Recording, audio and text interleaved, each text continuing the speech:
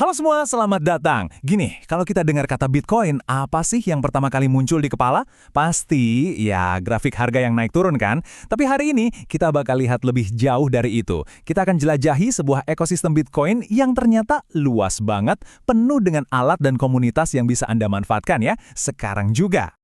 Coba deh, tanyain ke diri Anda sendiri. Selama ini Anda lihat Bitcoin cuma sebagai aset buat spekulasi aja, gitu. Atau jangan-jangan, pernah kepikiran nggak sih, kayaknya ada lebih banyak hal deh yang bisa dilakuin sama Bitcoin ini? Nah, dalam beberapa menit ke depan, saya mau kasih lihat ke Anda semacam peta ekosistem Bitcoin yang praktis, khususnya yang bisa diakses di Indonesia. Tujuannya simpel banget, supaya Anda tahu kalau di luar sana tuh banyak banget yang terjadi di dunia Bitcoin yang bisa langsung berguna buat Anda. Oke, kita mulai ya. Titik awal terbaik buat siapa aja itu pasti edukasi. Penting banget buat ngerti dulu kenapanya dan gimananya sebelum kita melangkah lebih jauh. Dan untungnya sumber dayanya tuh banyak banget. Yang keren tuh, buat mulai belajar sekarang gampang banget. Platformnya bejibun dan banyak banget yang udah pakai bahasa Indonesia. Mau yang gratisan, baca artikel di Bitcoin Indonesia? Bisa. Mau kursus yang terstruktur di My First Bitcoin? Ada. Atau mau cara belajar yang seru kayak nonton kartun di School of Bitcoin? Ada juga. Apapun level Anda, materinya udah siap. Dan ini bukan cuma teori loh. Di Indonesia aja nih, program My First Bitcoin itu udah berhasil menyelesaikan 6 grup belajar. Ini bukti nyata kalau komunitasnya itu beneran tumbuh dan orang-orang tuh antusias banget buat belajar bareng. Gimana kalau sambil belajar, bisa dapat Bitcoin pertama Anda? Bisa banget, pakai aplikasi kayak Fountain.fm, tiap menit Anda dengerin podcast soal Bitcoin, Anda bakal dapat imbalan. Namanya Satoshi. Satoshi itu ibaratnya kayak sennya rupiah lah unit terkecil dari Bitcoin. Asik banget kan caranya buat mulai ngumpulin? Oke, kalau udah belajar, langkah selanjutnya apa? Ya dipakai dong. Yuk, sekarang kita pindah ke bagian yang lebih praktis. Gimana sih caranya punya, nyimpan, dan bahkan ngebelanjain Bitcoin buat kebutuhan sehari-hari? Hal pertama yang paling basic, Anda butuh dompet Bitcoin. Anggap aja ini kayak rekening bank digital Anda. Bedanya, yang pegang kendali penuh itu ya Anda sendiri.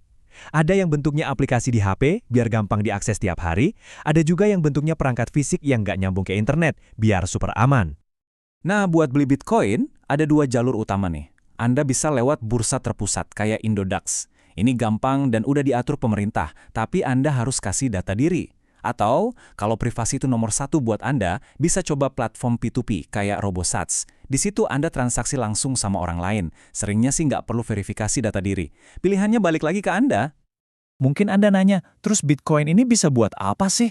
Nah, ini salah satu contoh paling nyatanya. Pakai layanan kayak Bitrefill, Anda bisa ubah Bitcoin Anda jadi saldo atau voucher Tokopedia, GoPay, Shopee, macem-macem deh. Bisa buat beli pulsa, pesan makanan, atau belanja barang. Jadi Bitcoin itu bukan lagi cuma aset digital yang didiemin, tapi udah jadi alat tukar beneran. Dan pilihannya nggak cuma itu loh, ada The Bitcoin Company, di mana Anda bisa isi kartu Visa pakai Bitcoin. Ada juga BTCLN, yang bikin Anda bisa bayar pakai scan QRIS di warung atau toko manapun. Bahkan bisa buat pesan tempat nginep di seluruh dunia pakai RBTC. Ekosistemnya tuh berkembang terus. Oke, Anda udah punya dan udah bisa pakai Bitcoin. Sekarang kita bahas satu konsep yang penting banget, keamanan. Tapi jangan mikir ini ribet atau nakutin ya. Justru anggap aja ini langkah buat kita jadi benar-benar berdaulat secara finansial. Kustodi mandiri atau self-custody artinya gini, cuma Anda dan hanya Anda yang pegang kunci akses ke Bitcoin Anda. Nggak ada bank, nggak ada perantara. Anda adalah bank buat diri Anda sendiri. Nah, ini kekuatan terbesar yang ditawarin Bitcoin. Kedaulatan finansial sejati. Dan ada satu mantra yang ngegambarin ini dengan sempurna. Not your keys, not your coins. Kalau bukan Anda yang pegang kuncinya, ya secara teknis itu bukan koin Anda. Simple. Ini prinsip inti yang harus dipegang biar aset Anda tetap aman. Buat bisa kayak itu, udah ada alat-alatnya kok. Ada dompet perangkat keras kayak Trezor yang nyimpen kunci Anda secara offline, jauh dari jangkauan pertas. Dan kalau mau lebih aman lagi, Anda bisa cadangin frase pemulihan Anda di lempengan logam yang tahan api dan air. Intinya, ini semua soal ketenangan pikiran. Oke, kita geser sedikit ya. Kita lihat gimana ekosistem ini bisa terus tumbuh. Soalnya, Bitcoin itu bukan cuma buat dipakai, tapi juga buat dibangun bareng-bareng. Ini kan proyek sumber terbuka, jadi siapa aja bisa ikut kontribusi. Nah, kalau Anda seorang developer, desainer, atau prosta penasaran sama sisi teknisnya, Ada tempatnya kok.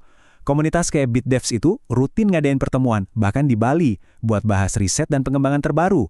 Ada juga program kayak Code Orange buat yang mau belajar dari nol. Ini tuh gerakan global. Dan ini lebih dari sekedar teknologi atau uang loh, Bitcoin juga jadi alat buat perubahan sosial. Organisasi kayak Human Rights Foundation itu pakai Bitcoin karena sifatnya yang nggak bisa disensor. Mereka menyebutnya uang kebebasan buat ngedukung para aktivis di seluruh dunia. Ini nunjukin dampak Bitcoin yang jauh lebih besar dari sekedar urusan finansial. Sekarang coba kita lihat gambaran besarnya.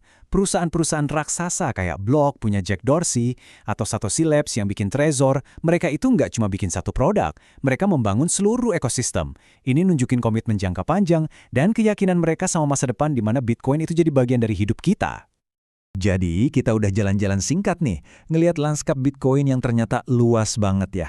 Anggap aja apa yang barusan kita lihat itu sebuah peta. Anda sekarang punya panduan buat mulai menjelajah. Intinya, semua itu bisa kita rangkum jadi 4 area utama ini. Pertama, belajar, buat bangun fondasi. Kedua, menggunakan, biar bisa ngerasain manfaatnya di dunia nyata. Ketiga, mengamankan, buat ngelindungin aset Anda. Dan keempat, membangun, biar bisa jadi bagian dari masa depannya. Ada peran buat semua orang di sini. Jadi pertanyaan terakhirnya bukan lagi apa itu Bitcoin, tapi lebih ke apa yang akan Anda lakukan dengan Bitcoin. Anda mau mulai dengan baca-baca artikel dulu? Atau mau langsung coba dompet pertama Anda? Atau mungkin mau gabung di komunitas? Perjalanan tiap orang beda-beda. Dan yang paling penting, sekarang Anda tahu harus mulai dari mana.